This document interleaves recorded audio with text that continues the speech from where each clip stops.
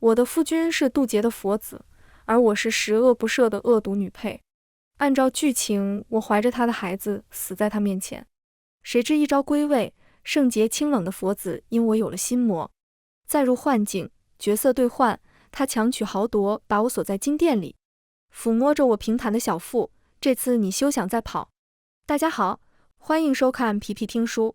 几支箭雨破空而来，穿透了窗棂。对不住了，小夭夭，你只能提前下线了。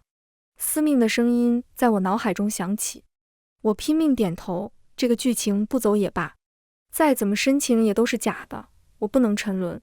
魏勋为了护着我被箭雨划破胳膊，受伤让他动作一顿，身后箭雨又至，冲着他的后背。我全力推开魏勋，在魏勋不敢置信的目光中，锐利的箭雨没入我的心口，还真是疼啊！不，我想笑，可是失败了。我想告诉他这都是假的，可是血从嘴里不要钱似的涌出来，让我一个字都说不出来。我伸手想要再摸一摸他的脸，毕竟等到归位后，他又是高高在上的佛子了。但箭雨穿透我的身体，把我钉在了床上，动弹不得。算了，我闭上了眼。魏勋，我的夫君，再见了。我是佛子连尘的小小仙士，为了帮助他渡劫，被司命安排在幻境里，成了恶毒女配。原本我只要给连尘的情路上增加点坎坷就行，毕竟主角是他和之灵仙子，可是发生了意外。等我被司命点醒，我才发现我这个恶毒女配居然强取豪夺，嫁给了连尘，还怀了他的孩子。要知道，连尘和之灵仙子的情节可是天君用红线测出来的。可是如今连尘在和我成亲后，居然就踏踏实实的和我过起了日子。不管我如何想要拨乱，反正连尘根本不为所动，甚至越发对我温柔深情。只是这样，连尘就没办法渡劫成功。他若不成功，那天下苍生就会跟着吃苦。毕竟佛子就是苍生的化身，身上沾染的浊气就必须用情劫化解。好在司命力挽狂澜，斩断了我和连尘的孽缘，让我强行下了线。只是这过程有点太过突然，朦胧中，我似乎还身处在宫殿中，我就像是个旁观者一样，看着眼前发生的一切。魏勋双目赤红，扑过来想要叫醒我，可我胸口插了一支箭雨，鲜血早就染红了整个锦被，肯定是不能活了。而且我已经灵魂出窍，没有再归位的道理。大概是死了的原因，我居然可以看破整个幻境。幻境只是司命设置的一颗水晶球内，在天空的顶端可以看到一双时刻注视着我们的双眼。我就说他肯定把所有事情看了的满眼，包括我和魏勋床子之间的事情。但很快我就反应过来，我已经下线了，和魏勋的缘分也已经断了。而且他是佛子，不会再和我有什么关系。我只是一个小小的仙士而已，既不能为难司命，更不能和连尘告状。毕竟是我趁着他渡劫神魂不清时占了他的便宜，还怀了他的孩子，只求等他归位后可以放我一条生路。魏勋被侍卫拉着，想把他带到安全的地方，不让他靠近我。可他不为所动，不顾偶尔射进来的箭雨，跪在我的身边，慌乱地抬起我刚才想要碰触他的手，压在了自己的脸上。夭夭，声音悲痛又绝望，一滴眼泪就那么毫无预兆地蹦了出来，落在我已经渐渐冰凉的手背上。我的心也跟着跳了跳。魏勋猛地抬头，透过破碎的窗户，他看向了天空，而天空的位置正好是司命那双时刻观察幻境的双眼。我有种不好的预感。魏勋红了双眼，手里竟然幻化出一柄长剑。要知道，幻境中所有人都被封了灵时，现在顶多是个普通人罢了，可魏勋又怎么能凭空幻化？我随着魏勋移出了宫殿外，不舍得看了一眼床上自己的尸身，小腹被我保护得很好。虽然腹中胎儿只是幻境中的幻象，可5个多月，我和他总有种血脉相连的感觉。这难道就是入戏太深吗？我正胡思乱想中，一阵兵器声传来，伴随而来的是惨叫声。幻境中向来稳重的魏勋此刻失去了理智一般，冲到刺客群里大杀四方，而且攻击中裹挟着九天佛子专属的灵气。司命和我一样，显然是被这气息吓到了。按道理说，连尘是不应该恢复记忆的，而且这幻境也承受不住九天佛子充沛的灵气，已经开始从天空开始崩塌。最重要的是，九天佛子悲天悯人，不应该有这近乎暴虐的灵气。天空中司命的眼神慌乱得够呛，可是我与他再也不能联系。不知道是因为连尘激发灵气杀戮所致，还是因为我已经不再是幻境中人的原因。不一会，地上满是残肢，天空也变成了血红色，然后不断的剥落，露出圆形的水晶球。魏勋身上沾满了鲜血，眼神带着嗜血的红色，而他对面则站着赤练。魏勋受死吧！魏勋身形佝偻，犹如入魔前兆，他怪笑几声，丝毫没有拖泥带水的举剑刺去。死！夭夭是我的，是本尊的人，不管是九天还是这幻境。佛子，不可啊！魏勋的声音犹如从幽冥传来，可司命的声音突然从半空中响起，在幻境中回荡着，导致我并没有听清魏勋的话，只隐约听到什么本尊的人，不管是九天还是这幻境。虽然不想承认，但是和猜测的差不多，魏勋恢复记忆了。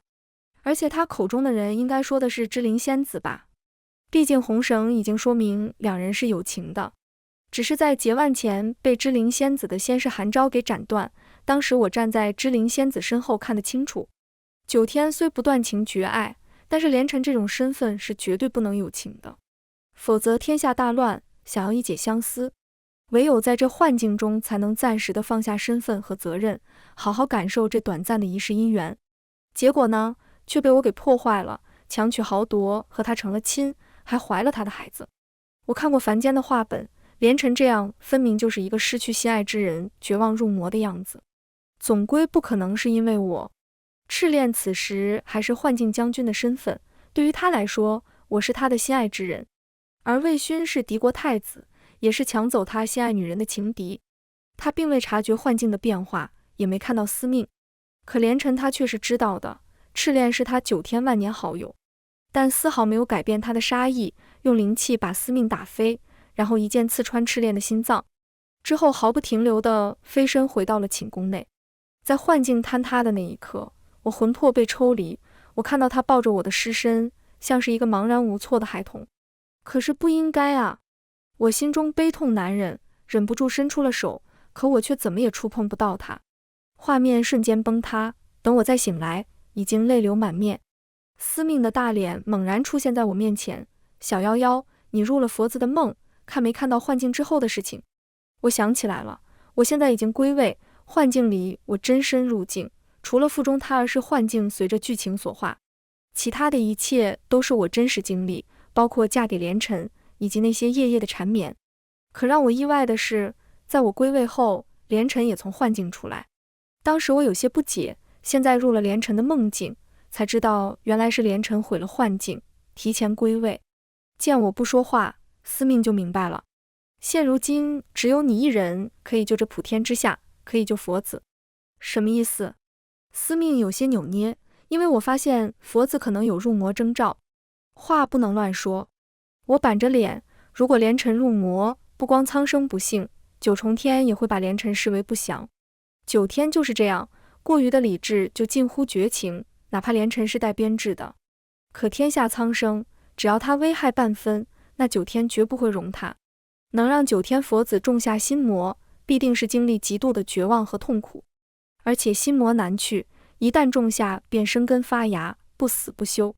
小夭夭，我什么时候骗过你？你骗我还少吗？你说佛子渡劫洗去了神魂，你说我只要给佛子情路添点堵就能全身而退，结果呢？佛子是真身入境，并且还保留着神魂。我脸颊发烫，没好意思继续说下去。毕竟谁能想到幻境中的变数都是连尘亲手所致，谁让佛子怜心难测，让我这属下难办，也让小夭夭受罪了。不过你也要感谢我，不是我的话，你又怎么知道佛子的心意？司命被我说的面子挂不住，讪讪的给自己找补。司命其实都怪韩昭，要不是他沉不住气斩了红线，怎么会让人误会？要是早知道那红线结腕的是你和佛子，就是打死我也不敢乱写。说实话，我还挺喜欢自己写的剧情，只是我磕错了，知错就改就好。司命星君可是有10世的机会改正。连尘不知何时来了，她一身纯白的袍子，明明没有任何装点，可看上去却尊贵无比，浑身散发着让人生畏的气势。她目光平静，只是扫过司命，就让司命忍不住弯了腰。想到那时事情节，司命脸色更难看了。我偷偷看了眼司命，既有同情也有好奇，更有一丝丝期待。连城罚了司命和韩昭下凡渡劫，而且还是实事。且不说韩昭喜欢芝灵仙子，就说他俩都为男子，这点就让人遐想。毕竟他俩下凡谁为女子，谁为男子让人好奇，还是两人都为男子。还要纠缠实事，芝灵仙子和韩昭有情，而司命是奉天君之命织就幻境。这下被连城乱点鸳鸯谱，芝灵仙子和天君的心情可想而知，可谓是打击面有点广啊。司命瑟缩不已，腿一软就跪了下来。连城也没有再说什么，转身就走。一路上他步步生莲，我跟在他身后，因为琢磨司命说的话，没有注意，下意识地踩在地上的莲花印记上。不知道是不是错觉，我觉得脚下有些软乎乎的，而且一股淡淡的莲花香气飘来，就和幻境里味熏动情、生米煮成熟饭时的味道一样，惹得我口干舌燥，心神不宁。连城猛然停住了脚步，我差一点撞上他的后背。香气很快就消失了，失望之余，我不解抬头一看，原来是芝灵仙子和韩昭。芝灵仙子在幻境里是我的妹妹，和她真身一样，都是清清淡淡的大方姿态，而且在幻境里，她和魏勋也没什么情谊在，所以在见到芝灵仙子，先是冲我点了点头，然后再和连城打招呼。连城没开口，甚至目光都没有移动。芝灵仙子也不恼，刚刚从佛子仙宫出来，没想到在这儿碰到了，意思很明显，他这是找连城有事，而且9成9和渡劫有关。韩昭表情别扭，有点不情不愿，可又必须低头。佛子，都怪韩昭，这里不是说话的地方。连城开口直接打断了他，可和他语气平淡不同。他背在身后的修长手指紧握，平滑的指甲因为力度已经嵌入了皮肉里，而他的手指上还留着幻境里的伤痕。真身入境，伤痕不可痊愈。一道是为了和我团聚冒雨骑马摔下所致，一道是我死后为我拔出剑羽被划伤所致。两个伤口皆与我有关。我心中悲痛难忍，又想到刚才司命趁着连城打坐让我入梦看到的一切。我上前握住连城，轻轻掰开他的手指。连城一怔，任由我掰开。韩昭先是短暂的惊讶，然后脸立刻就红了，接着又变得惨白惨白。芝灵仙子神色复杂地看了韩昭一眼，然后挡在他面前。佛子，如果需要，小仙万死不辞。需要？本尊什么都不需要。连城声音沙哑，如同幻境里他对赤练的语气。我瞬间就想到了他一身血污抱着我尸身的画面，而本该晴朗的9天被弥漫的黑气渐渐笼罩。虽然黑气浅薄，但是从远处飘来，带来强烈的威压感。充沛的灵气和光线被黑气阻碍，犹如死寂的绝境。芝灵仙子如临大敌，片刻后视线就从黑气移到了连城身上。我从后面搂住连城，连城，魏勋是我，夭夭啊，我好好的，没事的。我轻轻安抚着连城，感受他的胸膛从僵硬到剧烈起伏，大手缓缓地抬起，狠狠地压住了我的手，像是要把我的手掌融进他心脏般，感受着我的存在。黑气不知何时退散，天边出现了一道不该此时出现的粉色霞光，映的云彩如同一朵朵盛开的莲花。果然，连城的心魔是我。回到仙宫，连城闭门谢客。韩昭和司命的事情更是没有转圜的余地。芝灵仙子吃了几次闭门羹，也就不再坚持，大概是寻其他办法去了。就连我都不让近身，每日的茶水只是放在他的寝宫门口。直到我转身看了天君，天君来的时候没有大张旗鼓，悄无声息地出现在我身后，我手一松，茶杯差点掉在地上。天君，我低着头退到一边，可天君却没有动作，他上下打量着我，眼神不解，愤恨与怨怼。这还是我第一次从天君脸上看到如此复杂多样的表情，可见天君对我的印象是极其不好的。连城最近怎么样？我刚要开口，又被天君打断。算了，本君亲自和他谈一谈吧。为了一个小小的鱼仙，还真是不值得。我后背僵直，浑浑噩噩中，我居然来到灵河池。池中还是只有一朵灵河，那是连城的真身，而我是他养在池里唯一的锦鲤。我吃了他的花瓣，才幻化成人。一切都好像发生在昨日般，只是现在的灵河有点不对劲。本该纯白顶端带些淡粉的花瓣，此时枯萎，散发着淡淡的黑气。我走过去，刚触碰到黑气，心脏就被一股强烈的气息震撼，其中蕴含的绝望、不甘、愤怒，让我承受不住，腿一软，跪在了池边。好想狠狠地占有心中所执着之人，让他再也无法离开，哪怕和所有人为敌，挡我者死。突然眼前纷杂的幻象消失，我一下就跌入了池水中。连城和天君走了过来，我下意识地想要躲起来，恢复锦鲤真身，藏在了灵河之下。此时灵河已经恢复成了原本的颜色，伫立在池水中，清幽高洁，如同现在的连城。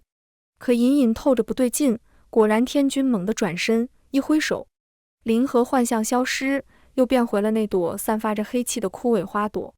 只是他没有发现我，我吃了连城的花瓣化形，身上的气息已经和灵河趋同。就算是灵河现在变黑，天君也只当是残留了一些以前的气息罢了。佛子的心魔要隐藏到什么时候？佛子可知你因天下苍生而生，也是为天下苍生而活。你要是被心魔所控，苍生也会跟着受苦。佛子说该如何处理。我心里一紧，没想到天君已经发现，看来这是9天之下，早晚都会发现。连城目光平静，该怎么办就怎么办，此事是我的错，不该贪恋幻境，不该生出那些奢侈的感情。天君叹了口气，在开口时没了刚才的咄咄逼人。佛子，本君知道你难，所以特意让你入境渡劫，本想着让你度过一世，体验人间七情六欲，可没想到你却真身入境，越陷越深，还因为那小鱼仙入魔。其实只要你再入幻境，消了心魔。天君摇摇头，在他眼里我就是连城的污点。天君，我愿意承担一切罪责，是我佛心不稳，沾染了七情六欲不说，还为此入了心魔。可我不能让夭夭再为我涉险，要不是我存了私心，修改命运以解私欲，想在幻境和夭夭厮守片刻，事情也不会发展到这个地步，任何伤害他的事情我都不会做。连城直接打断天君，语气冰冷，甚至能听出几分胁迫来，只是说到最后又增加了几分哀痛。只是连城为何这样说？再入幻境消除心魔，难道不好吗？而且我又会受到什么伤害？天君叹了口气，可是我知道天君想说什么。幻境里我无法压制心魔，会被心魔彻底控制，不光会做出伤害夭夭的事情，魔气还会伤到夭夭。连城目光空洞，心魔就是连城在见到我死后由绝望、不甘、愤恨、自私、占有欲而形成的。一旦不受控制，他们只会被本能驱使，那样幻境就会变成我的囚笼，一直到心魔消散，我都无法逃脱。况且魔气会伤害我的修为，也许那就只有到幽虚消除心魔了。天君的话打断了我的胡思乱想，我心里一惊。和再入幻境这种从根本上消除心魔不同，幽虚就是用外力暴力消除，只是幽虚里走一遭消除的，可不就是心魔那么简单了。天君不会让连城死，只是谁知道心魔消除需要多久，万一这期间连城撑不住了怎么办？连城10日。天君一愣，什么？还请天君给我10日期限。天君放心，我已用全部灵气压住心魔，10日而已，苍生无碍。连城目光远眺，不知想起什么，表情柔软，带着深深的眷恋和不舍。天君一看就明白了，可以是可以，只是10日佛子不可出宫，本君不想赌。连城轻轻笑了笑，连城明白。等我从灵池中出来，连城和天君已经不见了踪影。我赶紧去找，只是在寝宫门口看到连城的背影。我刚要敲门，就听到身后有人叫我夭夭。脑海里纷杂的声音被一道温柔的呼唤打断，我猛地转过身，只见连城正笑意盈盈地站在我身后。他长发不知何时蓄起，被墨绿色的发带束起，随着微风微微飘动，犹如幻境里那个光风霁月、温柔缱绻的魏勋。可刚刚我明明见他进了寝宫，现在你刚刚想给你个惊喜。连晨走过来，牵着我的手，大大的手掌有些冰凉和僵硬。他感受到我担忧的目光，无碍，只是有些激动。你不是一直想到凡间看看吗？我带你去。可这9天，而且你刚刚……我活了千万年，也想任性一把。我心中一动，也好，彼此留个美好的回忆吧，就算是弥补幻境的遗憾。至于我的那个决定，等10日后再说也不迟。我终于还是贪恋和连晨的相处，就这一回了，也让我任性一次吧。连晨拉着我下了凡界，在一个小小的城镇住了下来。我和连晨就像是凡界恩爱的夫妻般，只是每次我只要说起心魔，都会被连晨阻止。我有好几次都想聊一聊心魔的事情，哪怕让他知道我偷听也无所谓。还有这些日子里他的变化，他是9天佛子，为何会不顾苍生私自下凡和我厮混？可每次都被连晨阻止。就比如这次，连晨，那日和你天君。不等我说完，连晨立刻俯身过来，把我困在说案之间。我心跳如鼓，打算今天不能再上连晨的当，一定要问个明白。你休想再用这招。我语气有些飘忽，想起昨晚我就有些没底。连晨轻轻拂开我一缕乱发，想什么呢？你头发乱了。打趣的笑声在我耳边响起，带着一丝的蛊惑。我脸顿时红了，可我很快就清醒过来，刚要开口继续刚才的话题，谁知连晨就吻了上来。于是这一次很快就又以吃干抹净失败而告终。为了防止继续失败，第2天我换了个问法，想循序渐进。连晨，你身上的香气为何消失了？包括你的头发，你是不是用了灵？连晨抵住我的额头，原来如此。什么？我一时语塞，不敢望向连晨那轻柔的目光。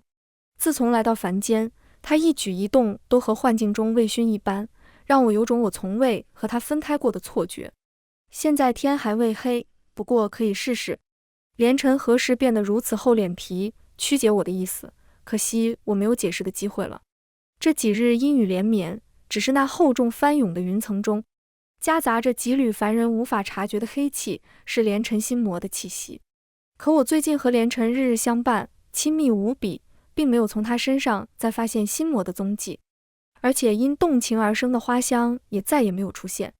我给你买了你最喜欢吃的桂花糕。连晨撑伞站在细雨中，对天上的异象恍然未觉。我一时恍惚，魏勋。看着眼前翩然欲立的连晨，脑海中突然跳出了昨晚的噩梦。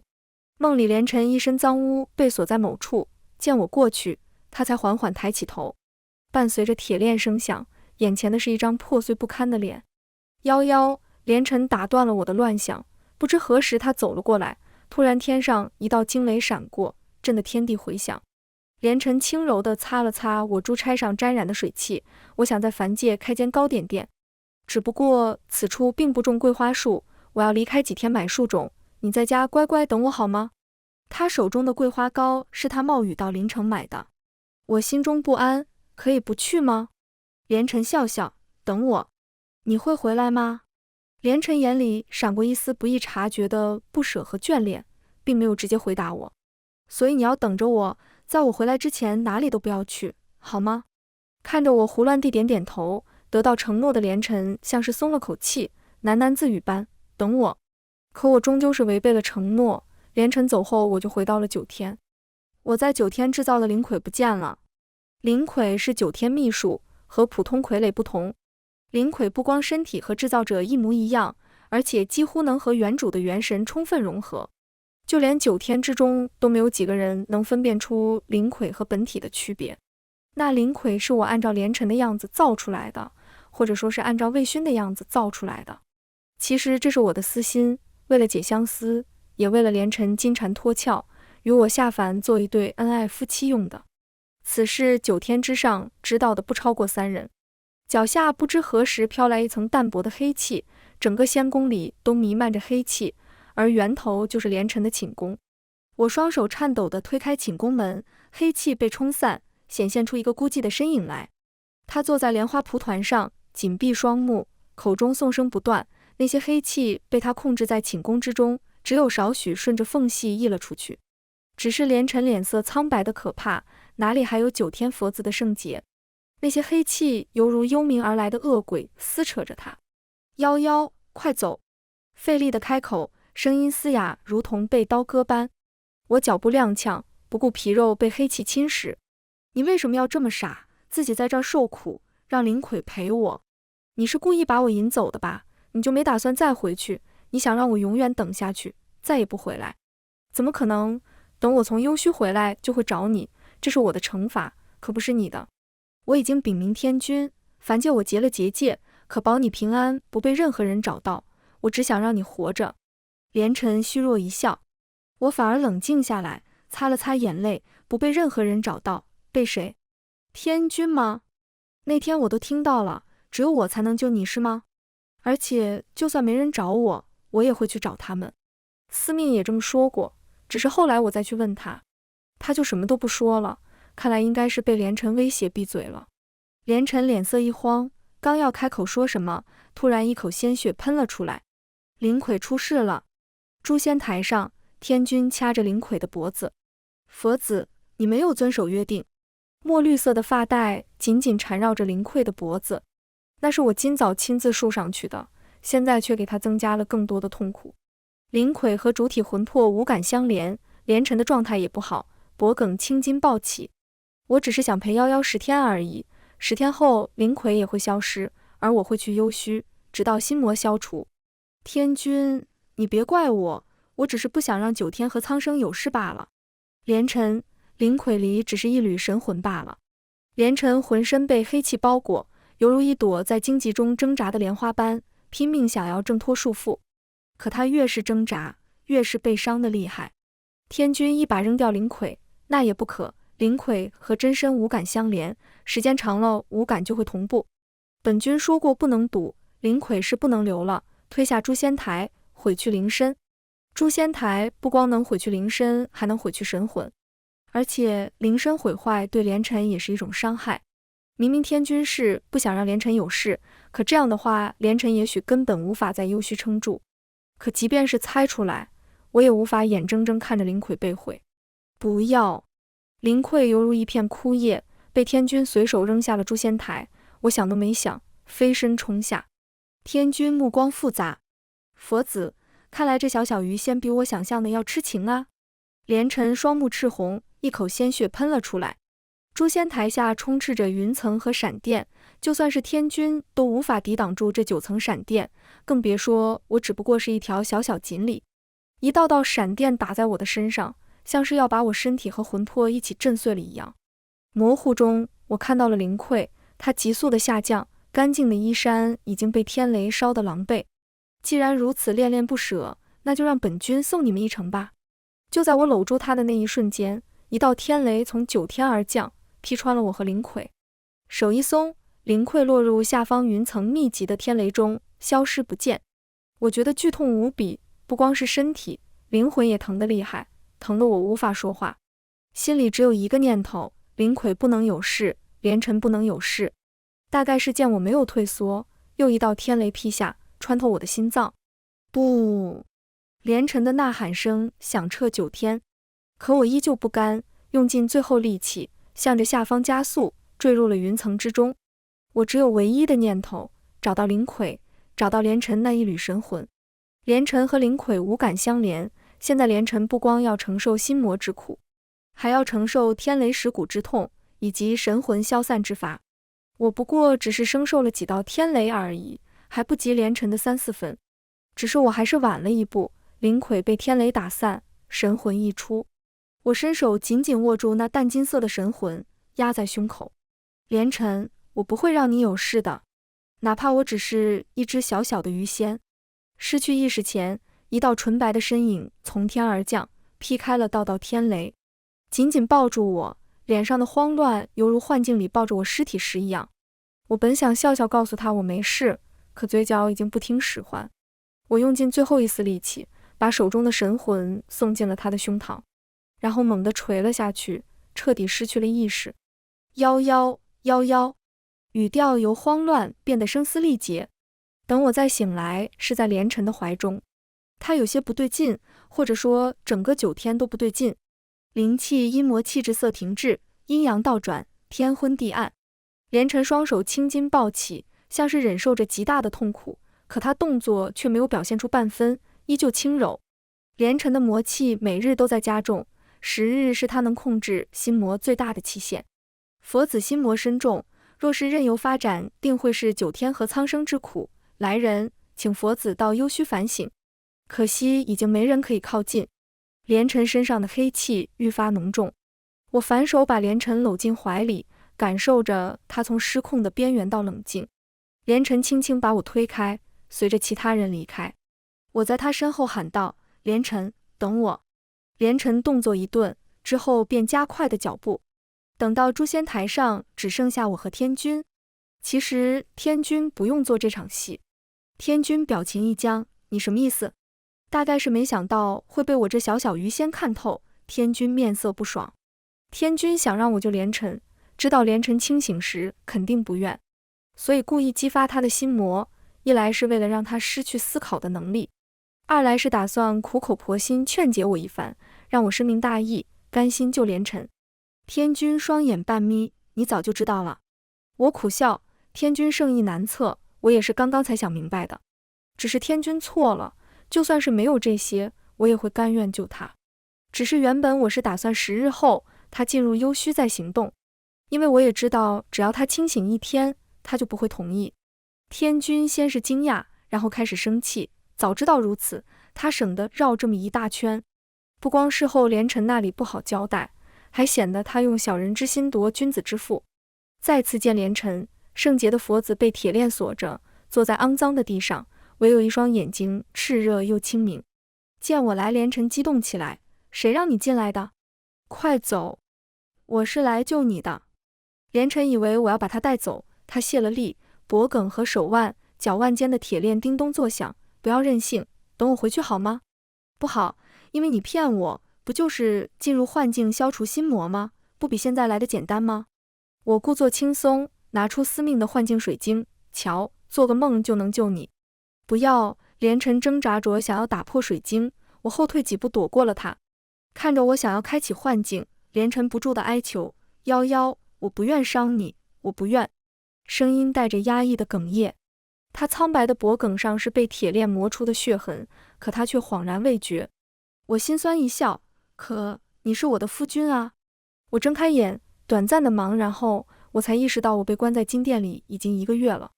为了不让我逃走，魏勋把门窗全都封死。金殿里漆黑一片，只有烛火作伴，我无法分辨日出月落，但魏勋每晚都来，所以每次他来我都在墙上画一道。今天刚好30道。时间仿佛凝固了，不知道过了多久，金殿大门打开，外面仍旧是一片漆黑，只是和殿内不同。外面星光闪烁，还带着一股淡淡的青草气息，但大门很快就关上。一个人影慢慢走来，魏勋。我每天只有对着魏勋才说上几句话，长时间不用，嗓音沙哑难听。魏勋坐在床边，烛光中，他眸光跳动，像是伺机攻击的野兽般。1个月了，我已经懂得他眸光中的意味，忍不住瑟缩了下。魏勋目光一凛，捉住我的手腕，不让我向后退去。小夭夭，今天听说你有些不乖啊。魏勋俯身，温热的气息喷在我脸颊，我却忍不住冷地站立。我没有。我下意识地挣扎。魏勋生气，今晚我就倒霉了。可说到一半我就想起来，他说过他不喜欢我骗他。只是已经晚了。魏勋冷笑一声，是吗？今天送饭的时候，工人说你想要逃。我和连城入幻境后，他就被心魔控制。也许是心魔太过偏执，幻境竟然还是司命所知的那一个。当时天君为了以防万一，也打算让赤炼和芝灵仙子在幻境中帮忙。毕竟心魔是不可控的，谁知道他会不会冲破幻境。可是天君还是低估了连城。第1天连城就清空了幻境，设置结界，任何人都无法闯进来。现在幻境里只有我和他，剩下的全都是连城亲自织就。他先是用了1天建造了一座宏伟的金殿，只为藏我一人。一开始窗户还有没被封，魏勋每次来都听工人说我站在窗边望着天空，所以魏勋把窗户封了。别封，因为透过窗户我能看到幻境中魔气的变化。好啊，看你乖不乖了。魏勋身上的花香变得浓郁霸道，不似曾经的温和诱人。他大手握住我，把我伸向窗户的手拉回了床帐里。因为受到魔气影响，我的五感一天比一天衰弱，修为也被压制。一开始还是能感知魏勋身上的魔气变化，每次他从金殿离开都会减弱几分。可渐渐的我已经感知不到，甚至就连身体都有些虚弱。大概是见我迟迟没有动手，赤练和之灵还有司命强行幻化成幻境中的人物，虽然他们不能入境，但用神识控制幻境中的人物还是可以，只是都被魏勋斩杀。面对曾经的好友同僚，魏勋一点都不手软。要知道斩杀神识后也是对真身有伤害的，可见心魔的厉害。看来给我的时间不多了。我试图安抚他，连尘只是一只受伤的小鸟飞进来罢了。我不是连尘，我是魏勋，你的夫君。他捏着我的下巴，我对他的称呼让他不满，手指收紧，在我脸上留下一道道红痕，掠夺意味明显。手指向下抚摸上了我的小腹，这次你休想再逃。我握着他的手，魏勋，你放心，我不会逃，我永远都不会逃，你冷静点好吗？逃？不对，你逃过，你死在我面前，都怪韩昭，都怪司命，我要杀了他们。可更怪我不该不确认红线就和之灵渡劫，更不该为了一己私欲修改幻境，都是我的错。1111，让韩昭和司命经历时事情节虽然是惩罚，但也是连尘不想因为心魔发作而杀掉他们。魏勋眼中暗光涌动，整个人陷入了极度的痛苦和纠结中。他捂着脑袋，脑海里纷杂的声音让他头痛欲裂。我没事，我没死，那都是假的，我好好在这里，你看一看我。不，那不是假的，我因苍生而生，从神智开化时就是佛子。我的存在就是为了守护苍生，千万年无悲无喜。我知道我不该生情，不该动情，可只有那幻境中的几年，是我真正可以做为自己而活着，那怎么能是假呢？我每句话，每份情意都是真的。那个9天之上曾经高贵的佛子，此时正窝在我的怀里，低低的哭泣。这是入幻境以来魏勋第一次稍微清醒，只是我现在已经坚持不了多久了。看来我该动手了，这是我能陪连尘的极限了。我开始陷入昏睡，等我醒来已经是3天后了。魏勋一直陪在我身边，见我醒了，眼中的慌乱才被他压下去。我目光被阳光吸引，金殿的窗户被打开，阳光驱散了1个月来的黑暗。11，你喜欢看就看吧，等你身体好点，我带你出去走走。魏勋下颌已经有了胡茬，眼底青黑一片，看来3天他都没有睡。我心思被天空吸引，弥漫的魔气已经消散一些。趁我发呆的时候，之前受伤的小鸟跳到了我身上。于11，别忘了你的任务。是天君的声音，只有我能听到。我苦笑，2次幻境都不是我能控制。魏勋，11，你看我把谁请来了？我视线看向宫门，居然是他。父皇，知道你想家了，我特意把父皇请来，是不是很高兴？等你好些，我陪你回去看看。家，我有些心动。其实不止连尘觉得幻境中才找回真正的自己，我又何尝不是？父皇路过魏勋身边的时候，突然掏出了一把匕首，狠狠扎在了魏勋的心口。不要！顿时包裹魏勋的黑气出现了一个缺口，可鲜血也从伤口喷涌而出。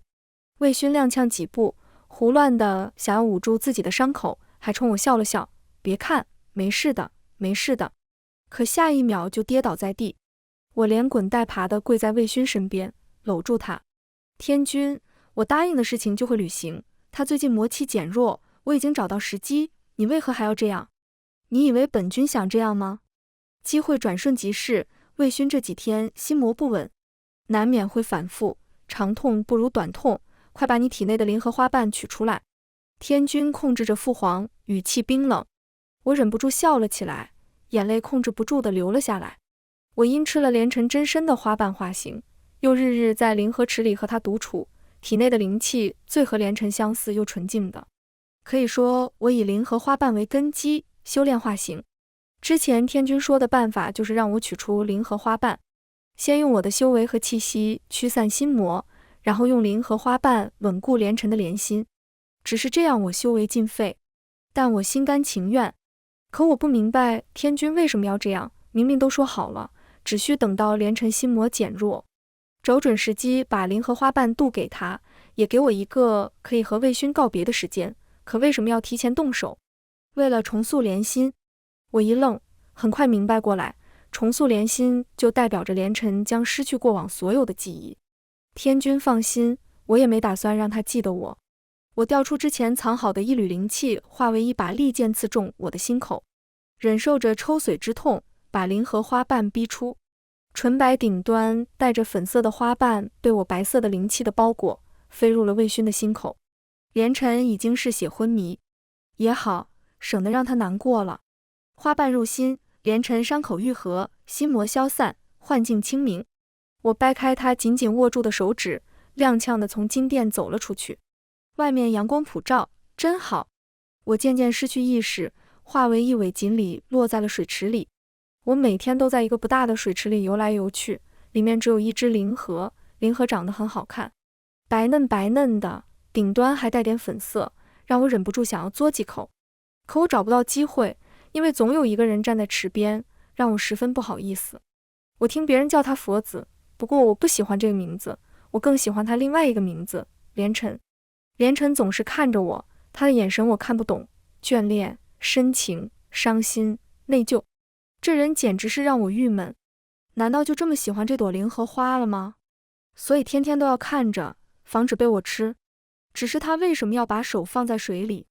修长的手指比灵荷花对我还有吸引力。我忍了忍，终于忍不住了，趁着一个什么叫赤练的人来找他，偷偷游到他身边，然后飞快地嘬了一口，赶紧跑掉。连尘僵硬地转过头看着我，直到被赤练叫了好几声才回过神来。连尘，连尘。连尘收回手指，低头看着，嘴角居然勾起了一抹淡淡的笑意。你接着说。赤练神情复杂地看了一眼正在水里游的我。那日你心魔消除，从幻境出来，独独带着这尾锦鲤。其实我想和你说，这锦鲤本是我池子里的，你反正已经，不如把它还给我，我好生养着。它喜欢到处乱作，别坏了你的修行。哦，是吗？我的心魔为何而生？连尘抬头看得赤练目光躲闪，被苍生熏染千万年，难免会有些浊气，渡了就好了。连尘轻轻一笑，确实，我被苍生熏染，也有了自私之情。这尾锦鲤我不会给你，我不想和这个赤练走。我急得在水里转圈。你看，他也不愿意。连尘似乎对我的态度很满意。赤练，哼，他现在不过是没有开智化形，他能知道什么？谁说的？我早就偷吃了好几瓣灵荷，不过也不是我故意吃。谁让那本该紧簇的花瓣故意垂下来，明摆着就是要让我吃。而且吃完一半就垂一半，根本就吃不完。一道金光闪光飞入空中，连尘目光追随，双拳紧握，直到金光落入一旁，我幻化成人身，指着赤练急切地开口。我不愿意和他走。整个灵河池回荡着连尘低低的笑声。就这样，我成了连尘宫里的仙侍。连尘对我很是放纵，导致我经常不小心闯入他的寝宫，入他的梦。整个9天都知道连尘佛子有个小小仙侍极其没有规矩，就算在天君面前，我也不害怕。天君，您的茶来了。不知为什么，我很不喜欢天君，觉得他这人心眼怪多，不好相处。连尘虽然没有那么明显，但对他态度也是淡淡的。大部分时间，天君都是热脸贴冷屁股，自说自话。就比如现在，天君喝了一口我准备的隔夜茶，眉头皱了皱，没发作。佛子，你真的想好了吗？我把茶杯递给连尘，他的手指划过我的手背，我忍不住偷偷看了他一眼。想好了，而且灵魁材料也全都找齐。天君，既然您是为了苍生，就明白这是没有转圜的余地。天君狠狠地叹了口气，又看了我一眼，便如此吧。等天君走后，我有些担忧，天君是不是生气了？天君为何生气？9天佛子保佑苍生到永世，他为何生气？听连晨这么说，我心里有点莫名的失落。我正要走，连晨叫住我：夭夭，你愿意和我一起下凡吗？1个月后，9天佛子连晨圆寂。可佛子悲天悯人，用一丝魂魄封住真身，用来保佑苍生。此后，这世间便只有魏勋。我们来到人界已经1年了，我和魏勋成了亲，开了间糕点店，店里的桂花糕最受欢迎。那桂花可是院子里我和魏勋亲手种下，此地没人种桂花，这桂花是魏勋用灵气浇灌出来，那味道自然出众。我已经怀孕5个月，魏勋对我十分体贴，每日让我在家养胎。可我闲不住，这天趁着魏勋去谈生意，偷偷跑到了店里。糕点店已经被魏勋开到了京城，可京城只是分号，不管被多少王公大臣追捧，魏勋也不打算搬到京城。我也不愿意搬，因为这里才是我的家。店铺里生意依旧火爆，我嗑着瓜子看着往来的顾客，直到一个人匆匆忙忙地躲到了柜台后面的里间。你谁啊？就往里闯。来人有些面熟，他见我也是一愣，咱们认识？我问，你叫什么？他答，思晴。我摇摇头，我认识的姓司的只有一个。我扔掉瓜子，拉他坐下，叫伙计端来各种新鲜出炉的点心。你跑什么？思晴也是饿了，吃了好几块才开口。我本是当地的世家，结果新婚夜才发现新娘居然是个男人，他还把我。我好奇，把你吃干抹净。思晴一脸哀痛，那我明白了，所以你是来躲他的？是，你可不知道他。还未说完，就听到外面有吵闹声，明明看到姑爷进来了。思晴向我投来求救的目光，我指了指后院，后院柴房。思晴抱拳，大恩不言谢。等思晴进了柴房，我让伙计把外面的人请了进来。来人是个身材高挑的女子，她脖颈处围着纱巾，长得十分惊艳。我眉头一挑，没想到居然这么好看。你是韩姑娘，或者说是司夫人？韩朝疑惑的点点头，老板娘认识我。我笑笑，韩家是大家族，略有耳闻。你想找的人在我后院柴房。韩朝有些谨慎，你为什么要告诉我？我耸耸肩，这就是缘分吧。傍晚魏勋回来，他脸贴在我的小腹上，大手轻轻抚摸着我的肚子，神情享受。而我还有些不真实。有人敲门，魏勋表情一冷，什么事？门外的下人也是吓得缩了缩，因为魏勋说过晚上不可打扰我们。下人壮着胆子，老爷，司家和韩家说以后府中糕点都由咱们供应。魏勋挥挥手，看来夫人今天到店里做成了大买卖。我似笑非笑，那当然，这都是缘分啊。很快我就到了生产的日子。魏勋比我还紧张，他拉着我的手，双眼都熬红了。我觉得好笑，就劝他，稳婆说现在只是阵痛，还需要一段时间才能生出来，你不必这么紧张。魏勋大手冰凉，有点发抖，我担心你。我身体可好呢？之前剜心还不是啊。突然一阵强烈的疼痛让我忍不住叫出来，之后便是一刻不停。稳婆，这是怎么回事？为什么和你说的不一样？